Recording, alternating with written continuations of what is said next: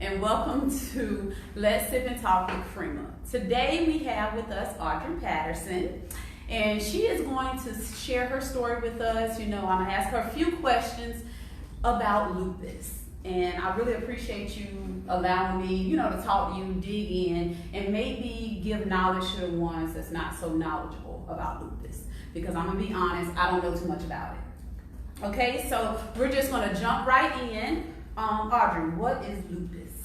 Well, lupus is an autoimmune disease. Let's first put that out there. Okay. And the easiest way to explain lupus, I always tell people to think about the immune system. Okay. The job of the immune system is to protect the body from bacteria and infection. Fight it off. But when it comes to lupus, instead of attacking those bacteria, infection, and those invaders, it attacks the tissue, the healthy tissue. Ooh. So that's our issue.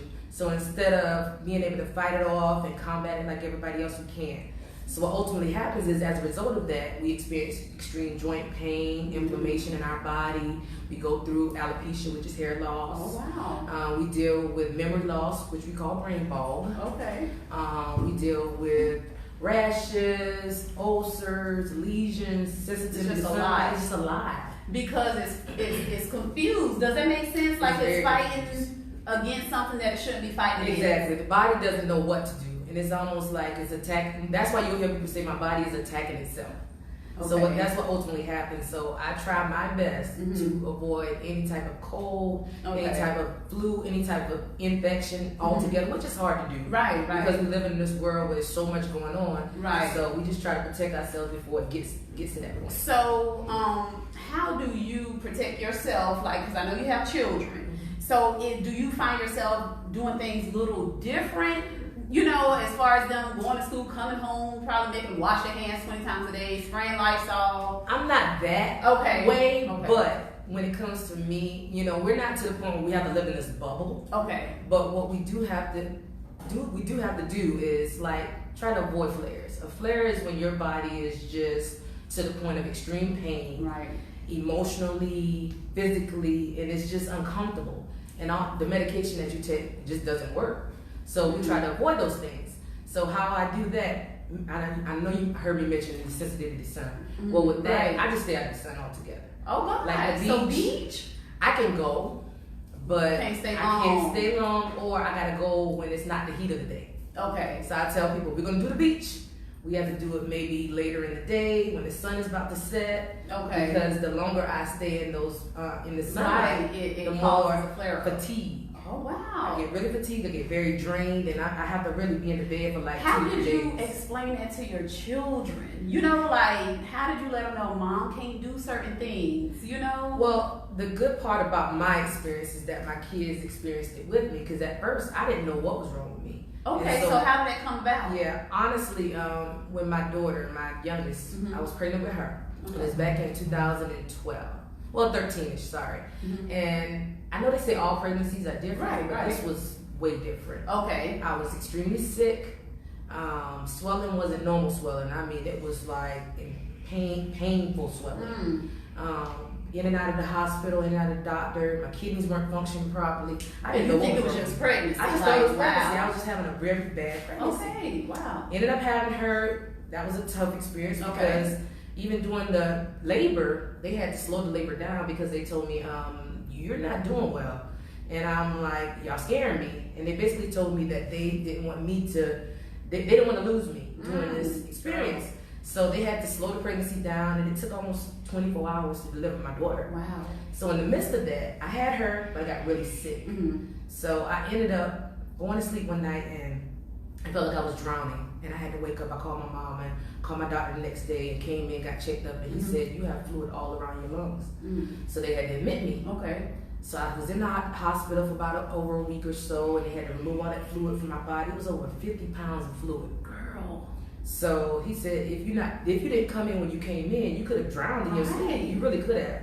So still no diagnosis. Didn't know what it was. So I'm dealing with all of this stuff. 2014 came around, was in a car accident. So this 2 years later. A year later. A year later. It was 2013 when I had her. Okay. 2014 came around, got in a car accident. I'm thinking, okay, I have a little bit of whiplash. That's what people do when they have in a car accident. it got like my body started to swell again. My hands were big, my feet were big, my ankles were big. I was in extreme pain. I was fatigued. I was dragging everywhere. I could barely move. Yeah. And I said, something's wrong. And I told my mom, I said, something's wrong. Something has to be done. You got to get me checked. So I constantly started going to the emergency room. Right. They didn't know. They keep sending me home. They're giving me these pain pills, and it's to the point where, like, Mama, I don't want these. I'm starting to get addicted to pain pills. Right. Because that's the only thing that suppresses the pain. Right. So long story short, I finally go to my family physician, and she looked at me and she said, I think I know what you have, but I'm not sure. I got to send you to a specialist. Okay. She sends me to a rheumatologist, and my rheumatologist, when I walked in the door, he said, I already know. He already knew what it was. He said, I can run the test, but I already know you got every single factor and symptom that you can think of associated with lupus. So let me stop you right there. So he tells you it's lupus. Even though y'all didn't do the whole thing, he already knew. What was the first thing you thought? Like, did you go researching crazy? Of course, like we do web right. I was like, oh my God, what do I have? Only time I heard about it was Toni Braxton. Okay. She came out a couple years back prior to that saying she had it. I'm like, oh, what is that? I don't know what that is. Yeah. I said, didn't think nothing of it. But when I finally started researching it, of course you start getting scared because you're seeing all these horror stories and you're associating all these negative things. So my best friend connected me with this lady named Tara Mack, and I'm going to shout her out. Hi Tara, if you're watching. She ended up calling me because she had been diagnosed for quite some time. Okay. She kind of talked to me about it and told me to stay off the internet. Right. She said, you can't really listen to others as much as you think you can because every situation is unique, and I want to put that out there. What works for me doesn't always work for somebody else diagnosed. Keep that in mind. So I said, okay. But it got to the point where I was giving up. I'm not even gonna lie. Are you serious? I was done. I was like, oh my God, I'm not gonna be able to work anymore. Is that because of the unknown? Because you were so fresh into it, and then that Googling and stuff? So that, and also what was going on with my body. The pain is so intense. It's almost like I went from being so independent and so, doing everything on my own to so dependent on everybody. I couldn't even wash myself properly. I couldn't dress myself. My daughter had to help me undress. I couldn't drive anymore. I'm being pushed around in a wheelchair because it's taking me so long to move from one point to another. Yeah. I'm like, what quality of life can I possibly have like this? So in my mind, I'm like, I'm done. I can't do this. Yeah. Like my at the time I was teaching, I was like, my teaching career is clearly over. I'm like, what am I going to do? And my doctor's kind of telling me, look, once we find a treatment for you, I promise you'll see a difference. And I'm like, it's taking too long. Yeah. So I'm just, of course, you become a test rat. They're trying different medications, different treatments to see what works for you. Because once again, what works for me may not work for somebody else. So the combinations they're using not doing me well. I'm having side effects. I'm having all these different reactions to the medication. And finally, over time, they did find this regimen that worked for me. Okay. Unfortunately, it was 14 pills that I had to take a combination of things. Because when you get lupus, you start to develop other situations. So you got to take something for this, something for that. Yeah. I became anemic, and the nutrients I wasn't getting from the sun, I had to get it from somewhere else. So I had to start taking vitamin D. Okay. So it's just all these extra things, iron and potassium. All these things that I have to now put in my body that is no longer there, that I now have to supplement and use other ways to get that treatment. So it was tough. I can imagine. You look good, Thank you. So God is good. I'm glad you didn't give up. God is good. I'm glad you did not give up. So I know we kind of touched on this a little bit, but being diagnosed with lupus, how did it make you feel? How did it affect your loved ones, your friends? How did you share that with them? And we don't have any wine, Audrey. Let me pour us on. It seems like it's about to be a little deep. I might need one for this conversation. This is sweet red. You drink sweet red? Yes. Okay. Oh. While you're pouring that, I'll kind of start the conversation. Basically, it was hard because with lupus, it's like, people don't know this, but it's a chemical imbalance in your body. So my emotions were all over the place. And so I went from smiling to crying to screaming within 2 and 3 seconds apart. I got really angry with everybody around me, and I want to apologize to my family again because I've done this on several occasions. Mom, my daughters, thank you for putting up with me because I was very mean. I became very mean and angry. So you were mad just because? I was mad. I was like, why? why me? I'm a good person. I'm like, I help in the community. Right. You know, I just don't do people wrong. Why me? I went through that phase. Okay, You go through that that's phase fair. of That's anger, fair. Right. and you start questioning God. You start going through all of that. But so in the midst of that, I didn't know how to deal with the emotions that were going on inside of me. Because, and then with the medication I was on, it had my emotions like up and down. Yeah. Like there was one time that I couldn't sleep. My mind was racing so much. So I'll be up 2 and 3 in the morning, I'm cooking or I'm cleaning or I'm ironing. You know, just because I just didn't know what to do with myself. Yeah.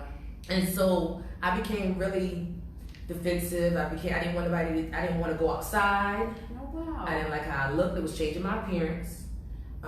Because with all the medication I was on, we developed, well, I'm going to put this out there. Steroids is one of the main treatments for lupus. And so with steroids, if you're on a high dosage, it causes certain side effects. And one of the side effects were you get the swelling all in your face. You get something called the moon face. And so I developed this really puffy looking face, and I was really, really self-conscious about how I looked. And you also develop a little hump in your back. People don't know that. Hair all type of places that you don't want it to grow. And so I just felt that I was not attractive, and I just needed to stay inside because I wasn't happy with the person that I was becoming. But I needed to go through that in order to get better. Right. And so with all of that, my mom, she ended up having to move in with me for almost 6 months or so because once again, it was hard to take care of myself. Yeah. I had my babies taking care of me. At the time, I had a almost 1-year-old, and I couldn't even really manage her. Like my oldest had to really step up. Everybody had to step up and be the mom that I couldn't be at the time. And I just want to thank them because it became hard. It became hard. Really hard. I can't imagine. I But, can't. But as you can see, I'm better. And that's great. Over time, it got better because I knew what to do and what not to do. Right. Because you can send yourself into a flare. Stress sends us into a flare. So the more I worry, the more I'm frustrated, the more I'm crying, the more I'm all in an uproar, the sicker I got. And so after a while, it's like, Audrey, stop crying, chill out. Right. Like it's gonna be okay. Okay. Once you calm down, notice that you feel better. Right. So I had to figure out complaining, crying, whining doesn't help me. So once I got past, it took a while now. It didn't happen overnight. Understanding it didn't happen overnight, but after a while I realized that in order to live through this and live with this, because it wasn't going nowhere, because there's no cure. That's what I was going to ask. Yeah, no cure. It's no cure. It's just basically to make you comfortable, to make sure it suppresses your immune system. Yeah. Because your immune system, my immune system is compromised. And it does not, a lot of people think that I don't have one. I have one, but it's overly active. It's confused. Yeah. And so being that it's so confused, it doesn't know what to do most times. So with that being said, it's like I had to figure out how not to get it all riled up and worked up. There's certain foods, certain drinks, you know, stuff. Wow. A lot. My diet had to change. I no longer can eat spicy food like I used to. In addition to my lupus, now I have geographic tongue and things that go on with my digestive. Well, I have lines throughout my tongue. Okay. And I get ulcers in my mouth and things like that. And so when I eat certain things, it affects oranges, lemons, like citrus, anything citrusy. Oh my God, it's painful. And those are the things that I love. I love pineapple. I love strawberries, but I can't eat it. If I eat it, I gotta eat 1 or 2 and stop. Because if I keep going, then I'm going to be in pain for quite some time. It's just a lot of things that I love I had to give up. Yeah. You know, in order to be able to contain it and, you know, be able to live with it. But yeah. Have you ever thought about being, I think I'm about to say the right word, an activist, is that right? Or an advocate for lupus? Like, do you go around and talk about it and stuff? I do. I ended up having to I started a group for my own sanity. Okay. It's called the Orangeburg Lupus Support Group. And it's made up of several different, not just women. We have some men in the group. Okay, that's good. Well, no, I mean, you know what I mean. It's good that we have somewhere to go. Right. There's somebody that you can talk to. Right. And we have a Facebook page, Orangeburg Lupus Support Group. Go find us, message us, and we meet once a month. We slow down our meetings because of what's going on now, and I'll talk about that a little later. But that was one of the things that kind of I like to tell people that kept me off the ledge. Yeah, keep you motivated. It kept me motivated because I said I need something or somewhere to go so I can feel like I'm not alone. Exactly. And so with the support group, we're able to kind of lean on each other, support each other, because believe it or not, what works for you. There you go. Share some things. There may be some things that you're doing with your diet, or some exercises, low impact exercises, because that's another thing. We try to stay fit, but sometimes if we do too much, it's too much for our joints, because our joints are affected so bad.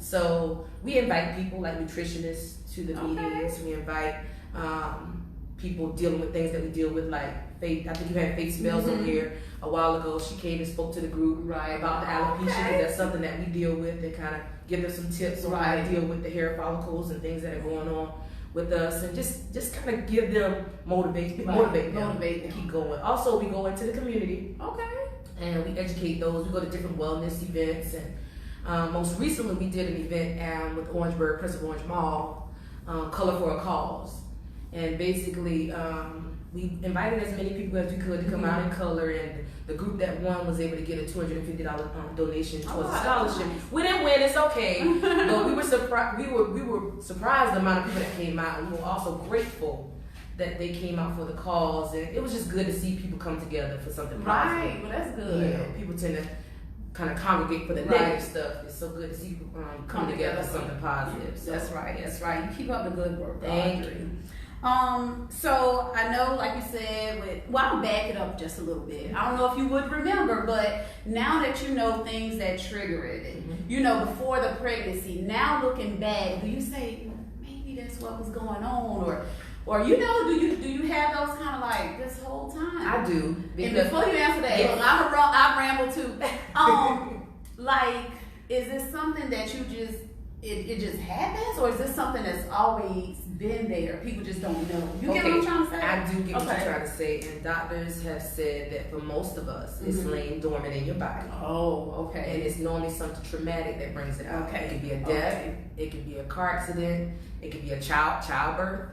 So I'm thinking I went through childbirth and I went through a car accident. So that and after both, my body went haywire. Okay. So I really feel that it had been there for a while, because even as a child, I would experience certain things, and I just didn't think nothing of it. Right. Like when I went in the sun, I always had problems with the sun, but I didn't make the connection. Oh, okay. Like I would break out in these hives and things like that, and I didn't know. You didn't know. I just thought maybe I was having a reaction to something. Right. I just don't know what it is.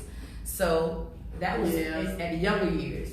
But like I said, you don't make that connection. But when something traumatic happens, most doctors have said it'll come out. It'll come out. Because your body is trying to heal, but at the same time you got this thing that was dormant, like, okay, it's time for me to fight back, but it's supposed to be helping. So exactly. A confused situation. Exactly. Okay, and I know you were mentioning before, with everything that's going on, you kind of put the halt on the meetings a little bit. Does that make you nervous? Like when this whole coronavirus thing? They call I mean, how did you feel about that, knowing that, the situation? You have faith, because I'm a spiritual person, but in the same breath, it's like, okay, I'm spiritual, but I'm not, naive to the fact that all of this is going on around me.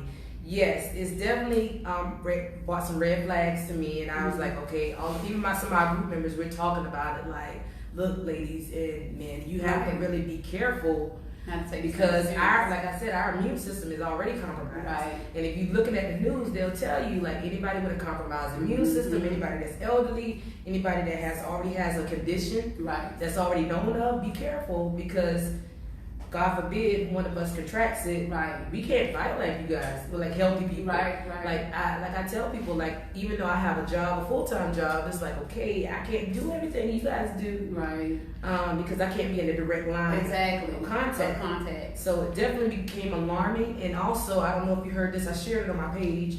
One of the medications that's used to treat lupus is called Plaquenil. They're seeing some signs of a vaccine within it. It's like they've seen some people using it. They've used it on a few patients, and they've seen some great things happening with it. So I'm like, that's a great thing, but it's also a scary thing at the same time. Why do you say scary? Because that's one of the main medications that keeps me going. So they've already made a report saying there may be some shortages in our medication, which I want to help the whole world. Don't get me wrong. Don't take what I'm saying wrong, but it also gets me like, on edge a little bit. Like I hope it's enough for me because this is something that I take every day, right? And my body relies on it. So if I were to be told by my pharmacist that I don't have the medication this time, I don't want to go into a flare knowing that, I don't have my medicine, And I don't want to sound mean or when I say this, but to me that wouldn't be fair to you guys. You get what I'm saying? I just don't think it'll be fair. I feel like, okay, this is something you need. Not saying, if that's whatever for the coronavirus. However, this is something that I feel should be okay. If they have lupus, make sure they have their medications. Make sure maybe 90-day supply I don't know, just to make sure y'all have what you guys need. So it wouldn't be fair for us to come along and say, hey, I need this medication because I'm trying to prevent myself from or cure myself from something that possibly could be okay within 2 weeks after getting rid of it. You get what I'm saying? I get what you're saying, but and I even had a lupus sister that contacted me, and she said that her pharmacist limited her supply. Really? She only gets it's already happening. She normally gets a 90-day, and they said no, I only can give you 30 days because of what's going on. So I was fortunate enough to get my 90-day, but she's in a different location. She's not in South Carolina, and so where she is, they started to limit the amount of medication. So it's been a lot. It's been a lot, and I'm staying prayerful for those affected by it, that this too shall pass and everything, gets better with the situation. But it's tough for everybody. It's tough. Do your family and friends understand, okay, if I'm sick, I'm not going to go around Audrey today, or I'm not going to, most of them respect, yes. Most of them do respect that, and I have to remind some. Okay. I do have to remind some that I'm not around as often that, look, y'all don't understand, your cold that may last a couple of days. Right, well, hit me hard. And it may last me weeks. Yeah. So understand that when I'm backing up from you, I'm not being mean. You protect yourself. I'm protecting me. Because it's a lot. It's harder for us to heal, and that's why I keep telling people, I go and get my flu shot. Right. Every year, I'm like, look, I'm not missing that, because if I get the flu, it's not pretty. It's not pretty, yeah. So even the basic, illnesses that people deal with, it's hard for us. Yeah. Really hard. At one point, I would be like, I don't want to make nobody feel bad, if they cough and I spray. But you can't care about that. You can't. Not in this season. Not in this season at all. Period. Going forward. People just gonna have y'all get out y'all feelings. Right. And that's being selfish. If that person is sick, why even do the extra? Yeah. And that's why our people in general, not just people in general, right? You guys, please be conscious of your surroundings and who you're around. At the end of the day, I get it. You don't want to put your life on pause, and it's hard to stay inside, and it's hard to not go out like you used to go on. But this thing is real. This thing is moving. I have a friend in Little Rock, and he was like, they had 113 cases yesterday, and overnight it turned to 300 or something. Yeah, they say it's doubles rapidly. So we don't need to really play with this thing. It's already been cases in Orangeburg and surrounding areas, guys. Come on, you got to do better. And just to make y'all feel comfortable, Audrey does not have an audience. I made sure we do not have an audience today. I would never put her in any type of situation. I thought about that. I said we won't have an audience today, but if you want to bring someone, you can. But I do want to thank you so much for coming on. But I do have another question. You don't have to answer it if you don't want to. Working in the school system, and kudos to you, assistant principal. But how does that affect you? With the little loving kids that may come on a hug, Miss Patterson, or how do you handle that? Well, you have to come up with unique ways to communicate with them. You can't always give them a hug. You can't always give them that. I got this thing, Air 5. Okay. And they know what it means, because if I'm having a day where my immune system is going haywire, and I know I can't be all touchy-feely. Right. So they don't get offended. They're used to it. And so sometimes it's a fist pump. It's just something that, right. Whatever it is, it's like they know, I kind of always tell, even when I was a teacher, I always let my students know what I have. Okay. It's no secret. Because if something goes wrong and they're around and they're the only one around, they need to know what to do. Yeah. When I was in the classroom, I had first responders, second responders. Okay. I had a plan, emergency plan just for me. Because it was that bad where I told them if something happened, they knew to go straight to my next door neighbor, which was my teacher, then get the nurse, and the kids knew. How old are these little people? These were 5th graders, so okay. But I bet it made them feel important. But they did, and they took care of me. When I got sick and I was in a wheelchair, they rolled me around. So believe it or not, the babies do love you. They don't take you. You would think they would take advantage of you, you know, misbehaved and go all out, but no. But that's because you were open with them. Yeah. You know? And I made sure I did that. I said, you guys, I want to keep you in the loop. I want you to know what's going on with me. Now, I haven't shared it as much at my new location because I've been doing so well, but there are a few that I've told just in case what's going on. But at every location I go to, every school, I always do like we do put on Purple Day in May every month, and I always let the whole district knows really, because we did it last year in Allendale. And in every district I've been to, I made sure we implement that, and they know exactly what lupus is, educate the whole district and the community about it. Okay. And, you know, so they're aware. And I always find out that there are more of me.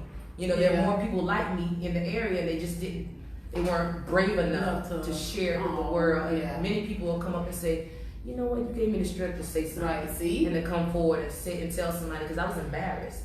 And I went through that embarrassing phase where I didn't want anybody to think anything. Because you know our people, you know that they was negative when I started getting sick. Because the first time I lost like 50 pounds. So it was like, what's wrong with you?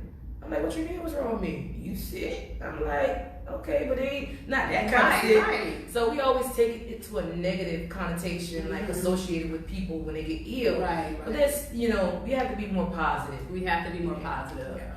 And you know, being that you came on here again, I'm gonna tell you I appreciate you. So if anything you want me to do, help you put something together for the community, come out, do whatever, just let me know, and I'm there. We always looking for sponsors. I definitely volunteers. Just let me know. Well, if this corona situation passes, we always have a walk in May. Okay. So we pray that this all passes and we're rid of this by then. But normally at the end of May in Edison Gardens, we did a walk last year. It was an awesome turnout. Raised over $5,000 towards research for finding a cure. And we pray that we're able to do it again. But if not, we'll find a unique way to do it online and still get it done. So I'll definitely reach out to you. Definitely.